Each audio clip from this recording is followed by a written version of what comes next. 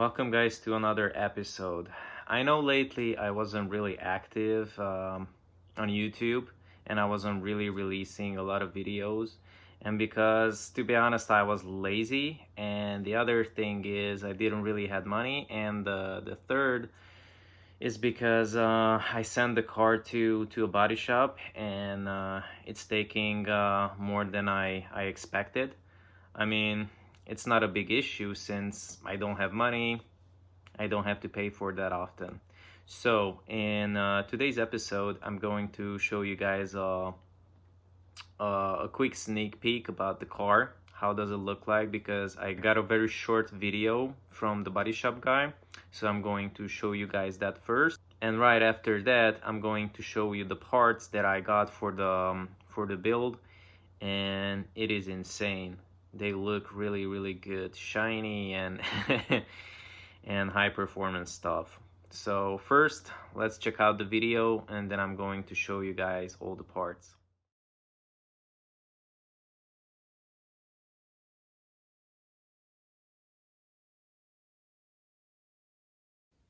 As you guys can see, in the last couple of months, I bought a bunch of parts for the Evo.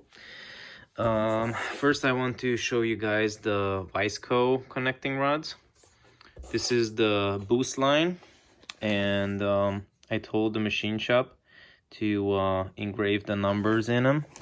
So next time when I'm assembling it, I know which one goes with which one. So I'm not gonna switch up again and mess up the engine. The next one are the pistons. These are also Wiseco pistons. I got the high performance one. To be honest, I don't know the name for the lineup, but this is the code, and the size that I went with is the one size bigger. This is the 85.25 millimeter ones, and 85 is the stock one.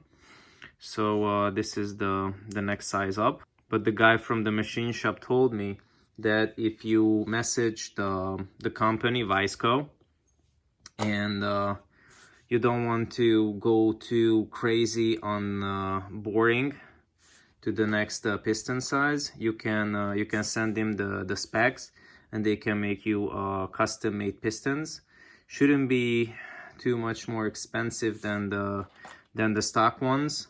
So the reason for that is you don't have to go through the Evo blocks too fast if you go with some custom sizes, and you don't have to bore it that often. All right, the next one is the Acl Oil Pump. This is the cheapest and a pretty good one. I think it was like 140 bucks.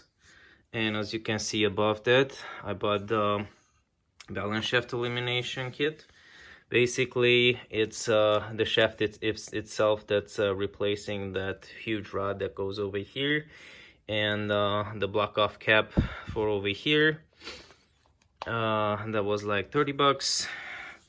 Here I have the bearings for the main block and for the connecting rods.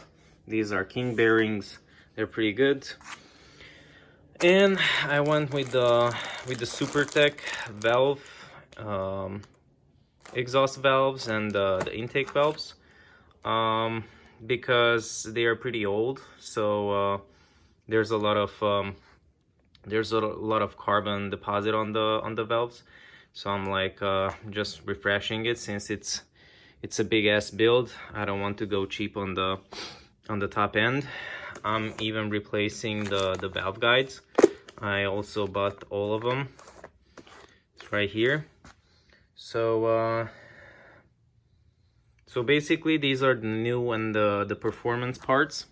I also had to buy another crankshaft because the old one had some scoring.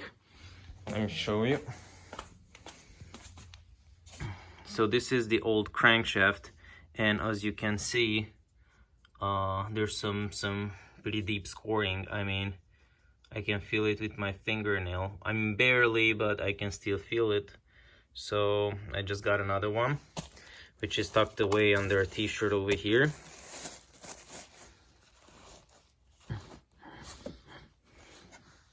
As you can see, this is the other one.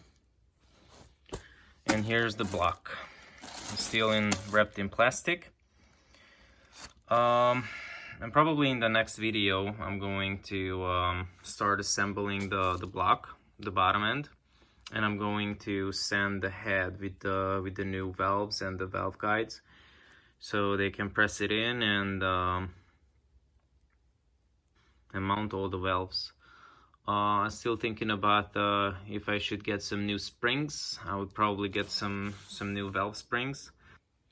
So this is a final shot of all the new parts that I got.